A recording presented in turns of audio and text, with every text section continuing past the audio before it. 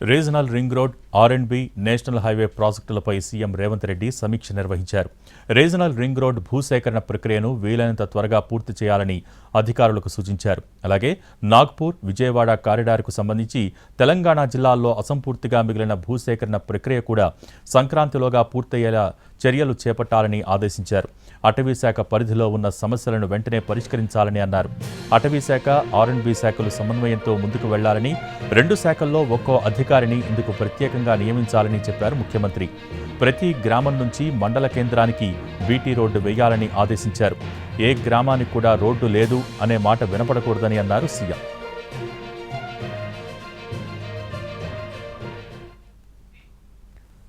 Munneru wall నిర్మాణంపై సమీక్ష నిర్వహించారు మంత్రి పొంగులేటి శ్రీనివాసరెడ్డి.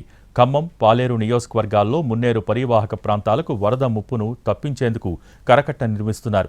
మున్నేరు ప్రాజెక్టు చుట్టూ నిర్మిస్తున్న ఈ కరకట్ట నిర్మాణంపై అధికారులతో చర్చించారు మంత్రి. కరకట్ట వల్ల భూములు కోల్పోయే వారి గురించి కూడా అధికారులతో మాట్లాడారు. పనుల్లో నాణ్యత పాటించాలని స్పష్టంగా చెప్పారు.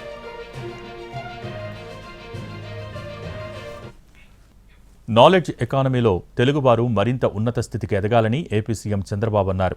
ఏఐ, డీప్ టెక్నాలజీని తెలుగువారు అందిపుచ్చుకోవాలని అన్నారు. హైదరాబాద్ హెచ్ఐసిసి వేదికగా ఏర్పాటు చేసిన ప్రపంచ తెలుగు సమాఖ్య 12వ ద్వైవార్షిక మహాసభలను చంద్రబాబు ప్రారంభించారు. విజన్ 2047తో ముందుకు వెళ్తున్నామని, 2047 నాటికి ప్రపంచంలోనే మొదటి, రెండో స్థానంలో ఉంటామన్నారు సీఎం చంద్రబాబు. వినూత్నంగా ఆలోచిస్తే తెలుగు వాళ్లు మరింత గొప్పగా రాణిస్తారని చెప్పారు ఆయన. ఇప్పుడు చేయాల్సిందే హార్డ్ వర్క్ కాదని, స్మార్ట్ వర్క్ అని అన్నారు. టెక్నాలజీని సరిగ్గా వినియోగించుకుంటే ప్రపంచాన్ని జయించవచ్చని చెప్పారు.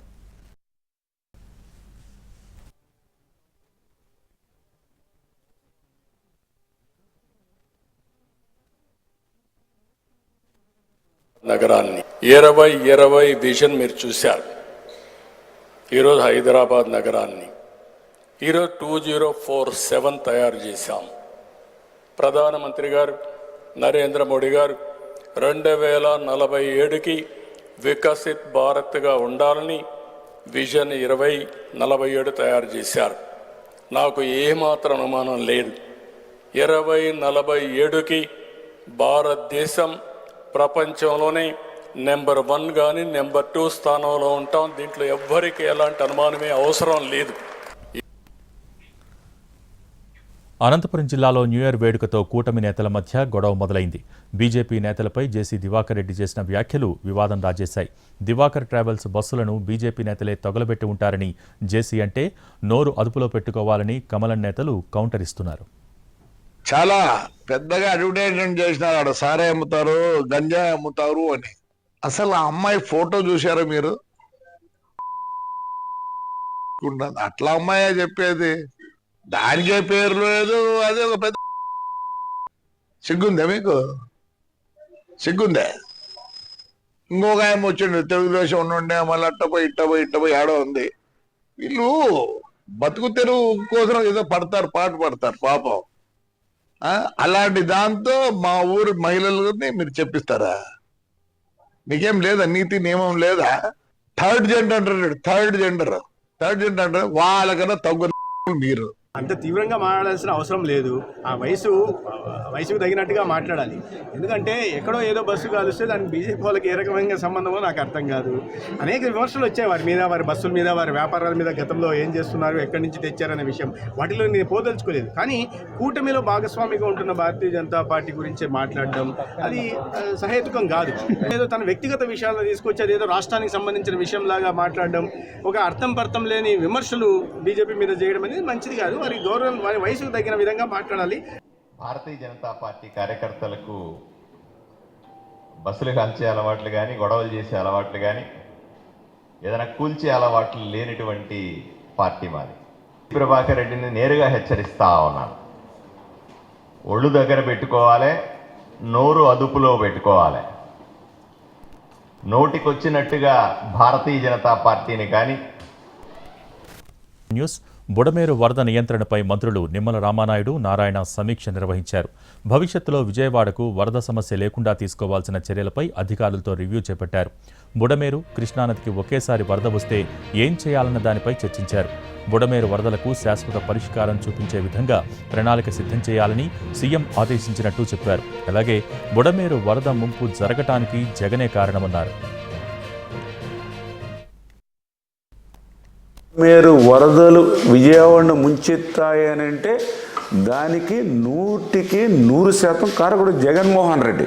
ఎందుకంటే గత వైఎస్ఆర్సీపీ ప్రభుత్వం చేసినటువంటి తప్పులు, తప్పిదాలు భవిష్యత్తులో ఉండకూడదనేటువంటి ఆలోచనతో ఆ బుడమేరు ఆపరేషన్ను మనం చేపట్టి భవిష్యత్తులో ఆ విజయవాడ వరద ముప్పు లేకుండా కాపాడేటువంటి ప్రయత్నం ఫస్ట్ ప్రయారిటీగా చేయాలని ఆయన ఇచ్చినటువంటి ఆదేశాల ప్రకారమే ఈరోజు ఇరిగేషన్ క్యాంప్ కార్యాలయంలో గౌరవ మంత్రివర్యులు నారాయణ గారు, అదేవిధంగా ఈ యొక్క ఇరిగేషన్, మున్సిపల్, రెవెన్యూకి సంబంధించినటువంటి ఉన్నతాధికారులందరితోటి కూడా ఈవేళ ఒక సమీక్ష. ఈ బుడమేరులో వచ్చిన వరద వల్ల లక్షల మంది సఫర్ అయ్యారు.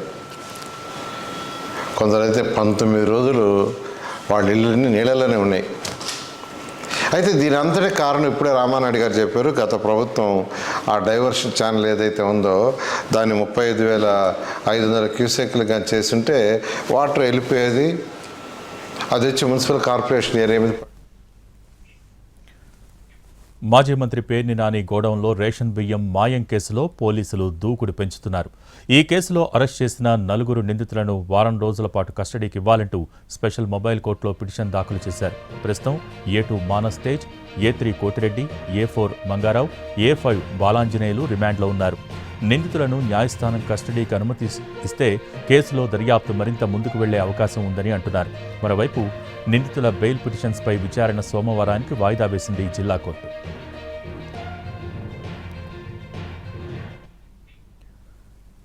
మేడ్చల్ CMR కాలేజీ ఘటనలో దర్యాప్తు కొనసాగుతోంది. హాస్టల్లో అమ్మాయిల ప్రైవేట్ వీడియోలు తీశారన్న ఫిర్యాదుపై విచారణ జరుపుతున్నారు. ఇప్పటికే హాస్టల్ వార్డెన్తో పాటు కిచెన్లో పనిచేసే 7 యువకులను అదుపులోకి తీసుకున్నారు. 9 మొబైల్ ఫోన్స్ను సీజ్ చేశారు. హాస్టల్ వార్డెన్ ప్రీతిరెడ్డిని కూడా సస్పెండ్ చేసింది కాలేజీ యాజమాన్యం. ఫింగర్ ప్రింట్స్ను కూడా సేకరించి ఫోరెన్సిక్ ల్యాబ్కు పంపించారు. మరోవైపు ఆడపిల్లల వీడియోలు బయటకు పోతాయేమోనని తల్లిదండ్రులు ఆందోళన చెందుతున్నారు. ఇప్పటికే ఘటనపై మహిళా కమిషన్ దర్యాప్తు ప్రారంభించింది. ప్రస్తుతం ఫోరెన్సిక్ రిపోర్ట్ కీలకంగా మారనుంది. ఈ ఘటన ఆందోళన కలిగించడంతో 3 రోజులు సెలవులు ప్రకటించింది కాలేజ్ యాజమాన్యం. దీంతో ఇళ్లకు వెళ్లిపోతున్నారు స్టూడెంట్స్.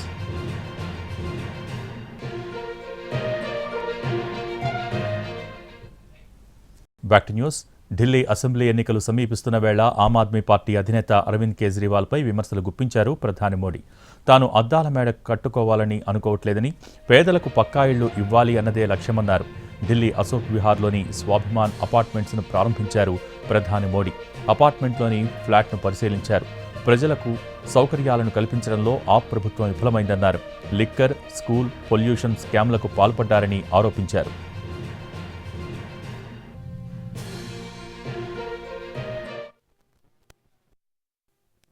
मैं भी कोई शीश महल बना सकता था, लेकिन मेरे लिए तो मेरे देशवासियों को पक्का घर मिले,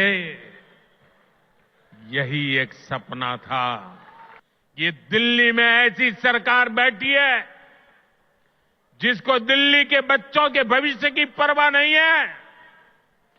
जो पैसे शिक्षा के लिए भारत सरकार ने दिए, आधे पैसे भी पढ़ाई के लिए खर्च नहीं कर पा. అద్దాల మేడ తనకు లేదంటూ ప్రధాని మోడీ చేసిన విమర్శలకు కౌంటర్ ఇచ్చారు ఆప్ అధినేత అరవింద్ కేజ్రీవాల్. వేల కోట్ల రూపాయలతో భవనం నిర్మించుకున్న వాళ్లు, లగ్జరీ విమానాల్లో తిరిగేవాళ్లు, 10 లక్షల విలువైన సూటు ధరించేవాళ్లు శీష్ మహల్ గురించి మాట్లాడటం హాస్యాస్పదమని అన్నారు. వ్యక్తిగత విమర్శలు మాని ప్రజల కోసం పనిచేయాలన్నారు కేజ్రీవాల్. करोड़ रुपए का अपने लिए घर बनाने वाला, 8400 करोड़ रुपए के हवाई जहाज में घूमने वाला, 10 लाख रुपए के सूट पहनने वाला व्यक्ति, उसके मुंह से शीश महल की बातें अच्छी नहीं लगती. मैं व्यक्तिगत आरोप प्रत्यारोप में नहीं जाना चाहता, मैं गाली गलौज की राजनीति नहीं करता, मैं व्यक्तिगत आक्षेप नहीं करता, ये मैं भी कर सकता हूँ। मैंने काम इतने किए हैं 10 साल के अंदर, मैं अपने कामों की राजनीति करना चाहता हूँ, गाली गलौज की राजनीति। బంగారం ధరలు పరుగులు పెడుతున్నాయి. రోజు రోజుకు పెరుగుతూ రికార్డు స్థాయికి చేరుతున్నాయి. ఇవాళ కూడా పసిడి ధరలు భారీగా పెరిగాయి. 22 క్యారెట్ల 10 గ్రాముల పుత్తడిపై 800 రూపాయలు పెరిగింది. 24 క్యారెట్ల 10 గ్రాముల బంగారంపై 870 రూపాయలు పెరిగింది. అటు వెండి కూడా పసిడి బాటలోనే పయనిస్తోంది. ఇవాళ కిలో వెండిపై ఏకంగా 2000 హైక్ అయింది.